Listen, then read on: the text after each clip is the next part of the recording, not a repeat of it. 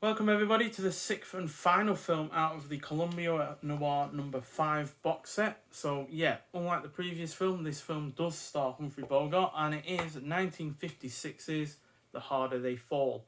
Now this was the final film to star Humphrey Bogart, which we'll get to the reasons and why that it was in a minute. But yeah, this was directed by Mark Robson, who did the really rather fantastic and somewhat similar Champion, as well as Von Ryan's Express and Earthquake. Clocks in at 109 minutes long.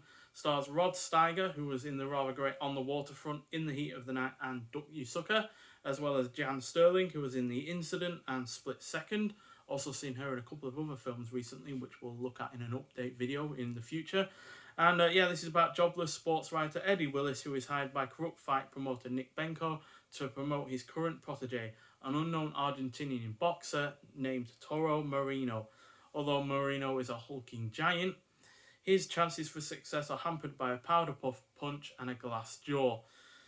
Exploiting Willis' reputation for integrity and standing in the boxing community, Benko arranges a series of fixed fights that propel the unsophisticated Marino to number one contender for the championship.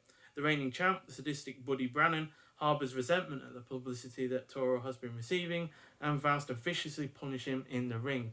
Eddie must now decide whether or not to tell the naive Toro the truth. So yeah, like a lot of other Bogart films, it's a bit of a moral tale.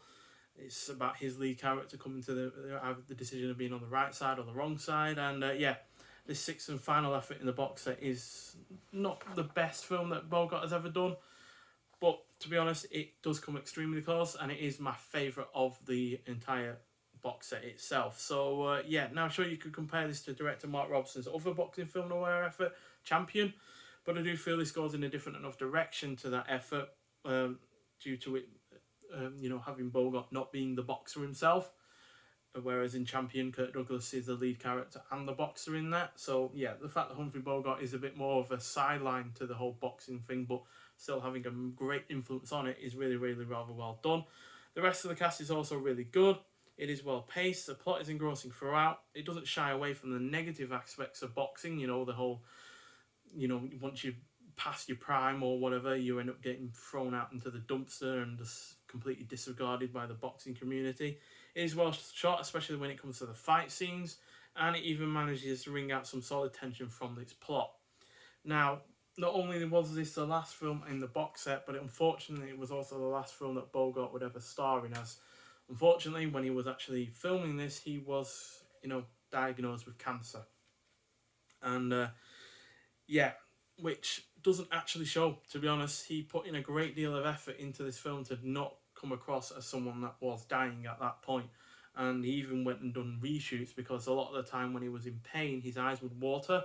And in some of the shots that were originally done, you could see it really profoundly that his eyes were watering. So he even went back, reshot some scenes, and yeah, it's just incredible that he was able to put in not only a great performance, but a great performance while in the process of dying. So so it just shows that he was a true professional actor right up until the end, unfortunately, because he died only a few months after this came out in early 1957. So fantastic effort. Like I said, not the peak of Bogart's career, but quite frankly, you could have done a lot worse from someone right at the end of their career. And at least it wasn't a low point for him to go out on. So fantastic film. Easily my favourite from the box set. And easily one of my favourites from Bogart, even if it isn't quite the peak of his career. Like I said, I would say The Maltese Falcon or Casablanca are a little bit better. But yeah, still well up there with the rest of the films that I've given 4.5 stars, as I have given this. So out of the bunch, I'd say obviously Harder the Fall is my favourite of the six. Then I'd say Dead Reckoning and Knock on Any Door are about even, as I gave both of those about 4 stars. I'd say Family Secret comes in 4th. Even though it's obviously missing Bogart, it's still a solid film in its own right, and again gets 4 stars. Then we'd have Scirocco in 5th, as I gave that 3.5 stars. Yes, it struggles to get out of the limelight of Casablanca a bit, but it's still a really decent effort. And in last, Tokyo Joe. Not a film I hate by any means, still a solid 3.5, 3-star out of 5 film, but it lacks quite the punch of so many other Bogart films and isn't quite as in depth as in terms of its characters as I would have liked. So yeah, still fantastic box set. Highly recommend getting it, especially if you enjoyed the other 4, which are there. Can I point in the right way?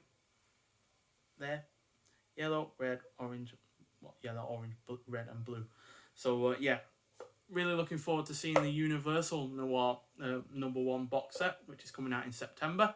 Hoping that's going to be even better than these 5 have been, because no doubt they'll bring out 5 of those, as well as, you know, maybe even bringing out a 6th Columbia Noir effort. But still, really looking forward to the future of these, you know, Noir box sets. But yeah, thanks for watching, and I'll see you in the next one. Bye.